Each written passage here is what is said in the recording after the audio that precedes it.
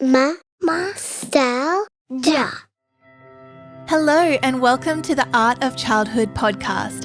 If you're a sentimental mum trying to give your kids a joy-filled childhood, then you've found yourself in the right place. This is a space for memory collectors, photography hobbyists and pros alike, and mums just trying to do their best. Here we will be talking about all things motherhood, as well as learning to create artful photos of our kids with our big girl cameras. So go ahead, get cozy and let's dive in.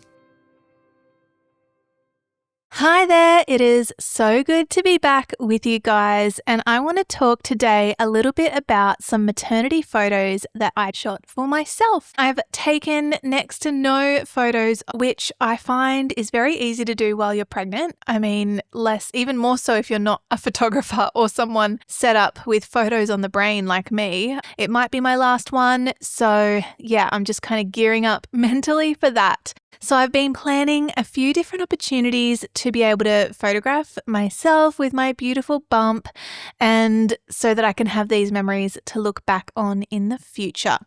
I wanted to take you, on a little bit of a debrief on how my photo taking went. I do find self-portraits to be a bit tricky, especially when there are kids involved. If you're just kind of doing it with yourself, it's a really good way to practice. But the tricky thing about self-portraits is it's a little bit harder to see how your photos are turning out as you're taking them. You will do a burst of photos and then you'll have to go back and look, how was my framing? Is everything in focus?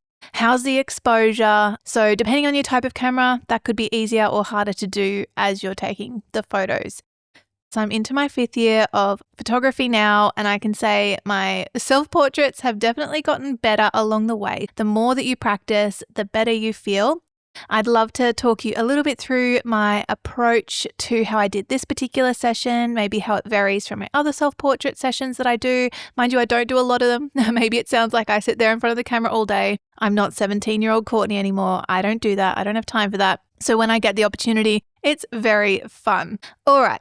So firstly, you may want to reference one of my blog posts that I do have. You'll find that on mamastalgia.co, and it's called Top Tips for Creating Nostalgic Self-Portraits for Your Kids. So if you want to kind of dive into this a little bit deeper, that may be a good place to look, as it talks about setting up for your self-portraits, using a tripod, finding the right lens, using an interval timer, what settings to choose, editing, all of those kind of things in a little bit more detail. So that is Top Tips for Creating Nostalgic Self-Portraits with Your Kids, and you'll find that on my blog. But let's jump right into it and talk a little bit about this shoot that I just did. So we were recently on a family holiday all together at the coast, which was a very anticipated holiday. We were all pretty exhausted. We've been traveling to America to see family. We've had kids who've been unwell and different things that have really just made the last 20 weeks quite intense. So we were very excited for our holiday. While I was there, I had 2 shoots, which I was very much wanting to do. The first one was a gender reveal for our baby, which if you want to take a look at that, that's on my Instagram, Blury Photography, and is so cute. One of my little reels on there.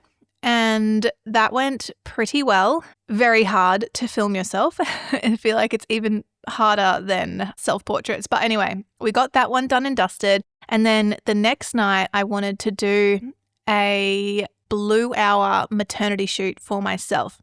Now with my clients, I wouldn't usually squeeze a whole shoot into Blue Hour. I tend to start my sessions about an hour before the sun goes down, which would be called golden hour. It's when the light is really golden, the sun turns a bit more orange, and it's just glowy and beautiful. Photographers love golden hour. But I think that blue hour gets missed a little bit. And blue hour is when the sun just has dipped below the horizon. So there's no sun in the sky, but you still have that kind of like twilight, lingering light bouncing around. And the light is a bit cooler, bit more moody, and I think it's really beautiful, especially on the beach.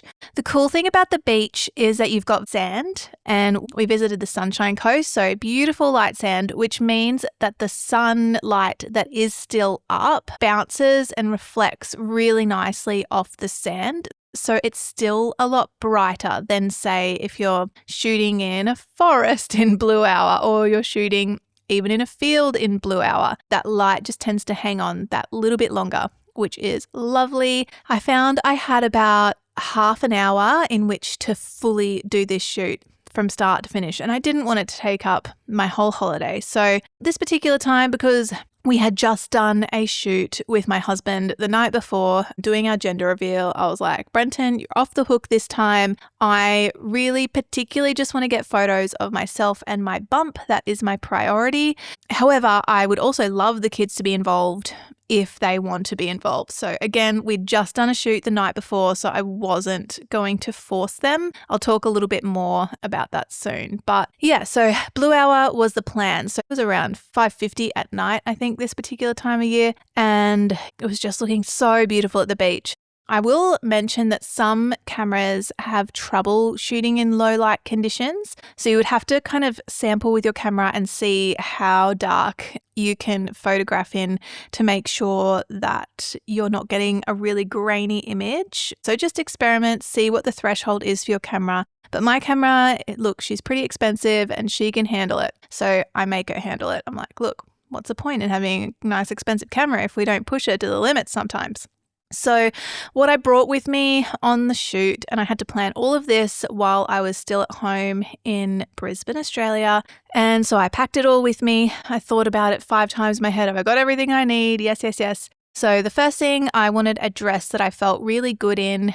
I love a good flowy dress, but I also wanted one that showed off my bump. So I picked a skirt and a top combo. It's a dress that kind of splits in the middle and you can get your bump out, which I felt great in. I thought would be really beautiful on the beach as well. I brought my camera with me with empty memory cards. 2 memory cards were popped in to make sure I didn't lose any of the photos. And I also had fully charged batteries with a spare battery in the little camera strap. Also ready to go. My camera is a Canon R6 Mark I. She was loaded with a 50mm 1.2 RF lens. I love this camera because it has an inbuilt interval timer, which means that you can just like kind of set it and it will keep taking photos continuously. It'll go click, click, click. And you will set on your camera, at least for the Canon R6, you set kind of how frequently you want the photos. So I think I set it at about 4 seconds. I probably, in hindsight, could have done about 2 seconds and that would have given me more photos to choose from, but I was happy with 4. I was being chill. It was also set with autofocus to track my eyes. So yeah, the camera was focusing all on its own, which is also very handy. I brought a little prop to the beach, which is a shell that we had used for our gender reveal, but I didn't use that too much. I didn't really go very prop heavy. I brought my tripod, which is nice and tall and would keep my camera out of the ocean because I was very close to the water. And look, guys, try this at your own risk. I have camera insurance, which is helpful. If I was to drop my camera in the ocean, I would be completely devastated. So definitely know how to use your tripod back to front before trying anything near any water. Cameras do not like water. They don't like sand. They especially don't like salt water. It can corrode the camera. So be careful, people, and do so at your own risk. I also had my camera bag, which has a whole bunch of like backup camera stuff in there as well. So that's what I brought along with me. In terms of involving my kids in this shoot, like I said, we'd just done a shoot the night before and I'm always very wary about burning my kids out in front of the camera. Even my oldest daughter, Daisy, who's 5.5 at the moment, is kind of showing signs of like, I want a bit more autonomy of how much we go on shoots and stuff like that. So I'm very wary and I ensure to make it like a fun, positive experience each time. So I basically just chatted to the kids because my husband was going out to do some grocery shopping for the trip while we're up at the apartment. And I said to the kids, hey, do you guys want to go with Daddy? he's going to go to the shops, get some groceries, do that kind of thing. Or mummy is going to go to the beach. We're going to be wearing some cute clothes. I have some beach clothes ready for you. If you want to come to the beach, you'll just need to wear those. What would you like to do? Mummy will also have her camera and she's going to be taking some photos of herself and your little sister, baby sister in my tummy. And so from there, I just left it very low pressure. I was basically like, do you want to go to the beach? There'll be a camera. Or do you want to go to grocery shopping? What do you think they chose? Of course, they chose to go to the beach, but I would have been fine either way. They got dressed, we went down to the beach, and I said, if you want to be in the photos, you can be in the photos. I'd love to have you in the photos. I always love when you guys are in photos, but it's up to you. You're welcome to just play on the beach. We can't get too wet, but you're welcome to splash in the water a little bit. So I was glad that they came down with me, and I think the non-pressure approach really, really helped them to participate because they were in a few of the photos. So I think the low pressure approach really helped because they were happy to be in a few photos. They didn't go crazy and like disrupt me the whole time. They were happy to like play on their own, but then they'd sometimes play in front of the camera. Sometimes I'd spin them around or we'd have a dance. And there were some moments where Daisy wanted to come sit up on the bump and have some kisses and cuddles, and that was really beautiful and very, very special photos to me. So if you actually wanted to take a little look at some of the photos that I've edited here, you can go ahead and take a look on mamastalgia.co/blog/S1E6. That's season 1, episode 6, this podcast. So this will kind of help you with having a little look at my approach if you want to see. I'll give you a little moment now if you'd like to go ahead and open that on your phone or your computer or whatever, as long as, of course, you're not driving. If you're driving, you might just have to use your imagination and have a look at these a little bit later on. Hey mama, struggling to love your photo edits? You are not alone. Maybe your photos feel almost right, but something's missing. Or maybe you just have no idea where to start and finding your editing style feels so overwhelming. I see you. That's exactly why I created Mamastalgia Lightroom presets, designed for busy mamas like you who want beautiful, professional looking edits in just one click. Try it free. I'm giving you one of my favorite presets completely free so you can see the magic for yourself. And as a bonus, you'll also get an exclusive Watch Me Edit video where I show you exactly how I use my full preset pack to transform photos effortlessly. Ready to make your photos shine? Grab your free preset here. www.mamastalgia.co/freebie-mobile-preset. You can also find that link in the show notes. So I want to break these ones down to you and just explain a little bit about how I photographed them. So the first photo that you would see on the blog post, and I'll try and verbally describe it to you as much as possible. It's a photo of me facing towards a camera. And what you can see here is that my body is well lit and the background's a bit darker. And what I was doing here, I was actually front lit. So the sun, or where the sun kind of had set, was to the front of me. And you can see that that really well lit up my body, because even in blue hour, the direction that you're facing can still really make a difference on how the lighting looks in your photos. And you'll see that a little bit as we go through. The other thing I loved on the day was that the wind was out. And I feel like that's very intimidating. If you shoot with clients, that kind of thing, but the more you practice it, the more you learn to embrace it and talk positively about the wind, and that can ease people's concerns. If you think about it, you know, when they're doing model shoots, they'll get these big fans out and they will on purpose create wind to like get your hair moving and all of that kind of thing. So in that first photo, what I was doing essentially, I was just kind of rocking back and forth, walking back and forth, flicking my dress a little bit and creating movement. And that's something that's really key to self-portraits, in my opinion, and any photography session really, especially working with clients or kids. Movement is what really gives your photos life. And so you're not just kind of standing there, you know, a bit stiff and all that, but I was rubbing my belly, I was moving my dress back and forth in the wind. And yeah, the wind was kind of the main character, I guess, along with my hair. They had a bit of a partnership to play in these photos, which I'm really glad about. And I felt actually very excited when I saw that it was a bit windy. It wasn't like crazy, but it was windy enough to really get things flowing and moving. In this second image, you'll see again, the wind is coming from behind me. So that hair is like all up in my face. I'm just kind of holding my bump and pushing my leg forward just to give like a nice little shape to my body.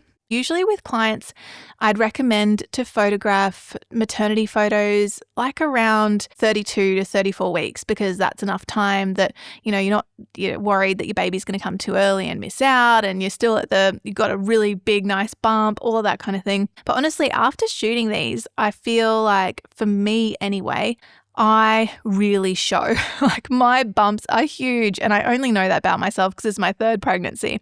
And so I actually feel a lot more comfortable in the second trimester, which is true for a lot of mums. And so I think I'll even be recommending to my clients, if you are happy with like a cuter, smaller bump, feel free. And, you are showing like there's nothing wrong with second trimester maternity photos. Also, like I'm not all bloaty yet, when your water retention sets in and that kind of thing. So anyway, that's just some side notes there. But yeah, I chose black and white for this edit and I love it. And that was still kind of front lit as well.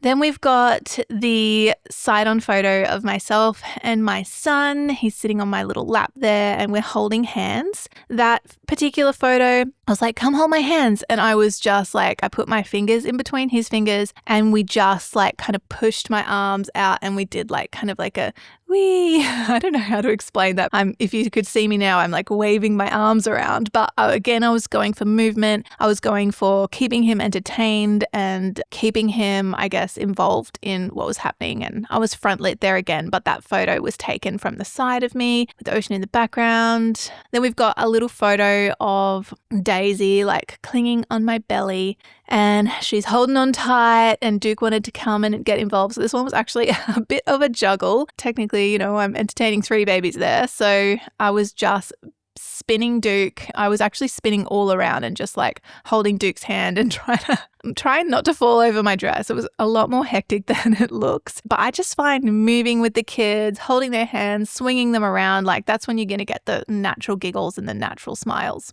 And the next photo we have here is one of all 3 of us. I didn't get a lot. I guess 4 including the baby. I didn't get a lot of photos of all of us in one frame, again, because I was not pushing it. So this kind of happened organically, which I like too. I like that Duke has his little bunny. I used to be very strict about not bringing toys and stuff like that on shoots because they always seem to make it into the photo. But then I was like, I think actually that's a nice thing because we can remember that little bunny, He likes his little flopsy. And so that's cute. And we've got Daisy like running off into the distance. She's a bit blurry, but I don't mind. I think that gives a little bit of motion and life to the photo. Like you can see her fingers there are a bit blurry and I'm really the only one who's super in focus there. I think also for that photo I had to remove a few people out of the background with my little editing because they were there watching like what's going on over there. And this is the first one you'll see that is actually a backlit photo, which means the sun had gone down on the horizon behind me, which is so interesting to actually compare that to the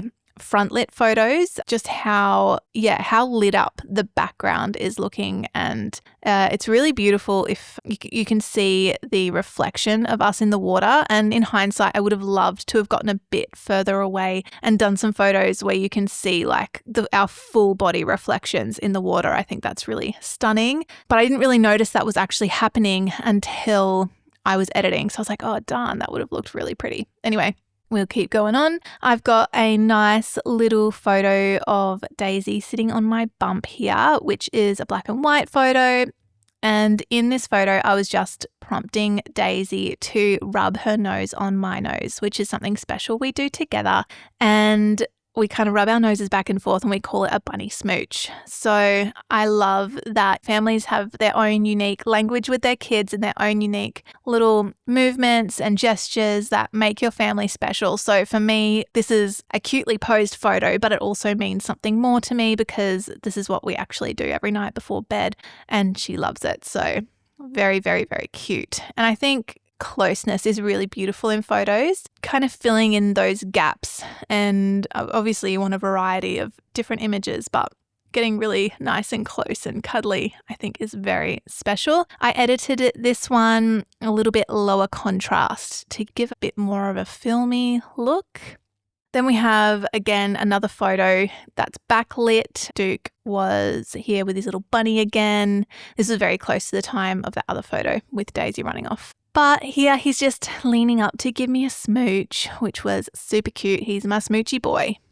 Now we have a photo of them literally just playing, throwing their hands in the air. I like this one. It feels very candid and natural. It feels very unposed and in the moment and kind of in between, which I really liked. And it shows joy. I think it's really nice to capture joy in your photos as well.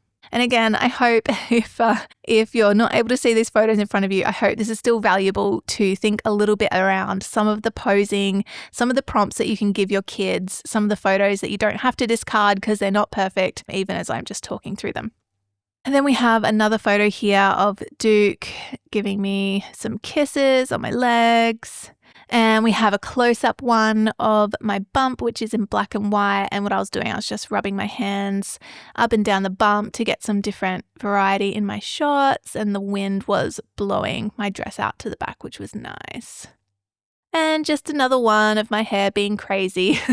Yeah, I think my hair was really the main character in this one. And this was me, like, again, doing more big dress swishes. So just like big movements of swishing my dress back and forth, looking into different directions. And that's how I was able to get a lot of variety in this shoot.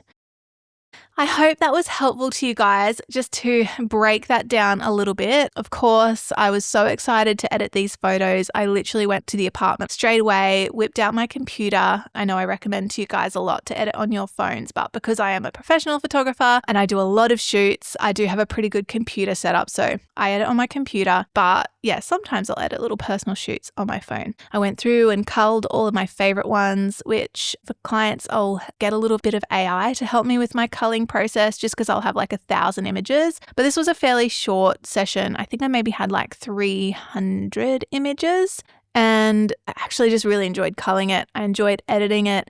I enjoyed getting a little bit creative, getting a bit moody, having some of the photos a lot darker than I would usually present to clients just to encapsulate a bit of a mood. I guess the different parts of pregnancy, like kind of the anticipation and capture some different feelings.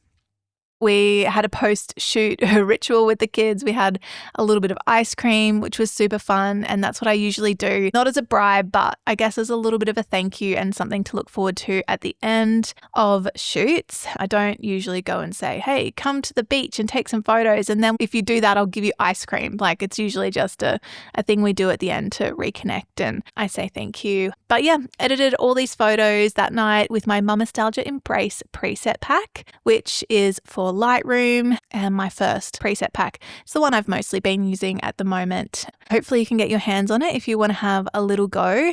And I would actually love to be seeing if this has inspired you or made you excited to do some self-portraits for yourself. Make sure you post them and hashtag Mamastalgia on Instagram or come in to our Facebook group and post them in there, which is a nice little community of mums. You can ask for some feedback or not. Within the Facebook group, I've just asked that people only give feedback if it's asked for. So feel free to jump on in. I would love to see any self-portraits that you create, and whether you decide to involve your kids or just do some solo, whether you're pregnant, whether you're in any season of motherhood, older kids, I would really love to see that. And also very keen to feature some of your self-portraits as well.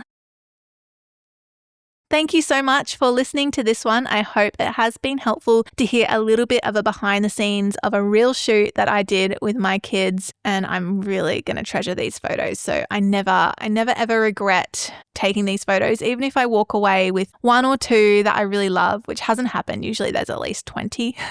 I go a bit crazy. I never regret it. So make sure you take the time, practice. Go in not expecting your first one to be exactly perfect, but just give it your best crack. And it's handy to look back on the photos straight away. So don't do the shoot 1 week and then wait 3 months to jump on and edit them, because you'll forget how you went into the shoot. You'll forget the settings that you did. You'll forget those kind of different things that you tried out. You get that immediate feedback for yourself so that you can learn and grow and create even better photos next time. It's time for little reflections. Okay, Dookie, I have an important questions for you. What was it like doing photos at the beach? I don't know. Who is this that you had with you at the beach? Flopsy? Do you like having Flopsy with you in the photos? Yeah. Why? And my Flopsy in my bed. So does Flopsy make you feel happy and you like having her in photos? I don't know. You don't know. One last question. Who is in this photo in Mummy's tummy? A daisy. Daisy's not in my tummy. Who's this in my tummy? A girl. Baby girl. Do you think she'll like to see this photo one day? Yeah. Okay, is there anything else you'd like to tell everyone before we say goodbye?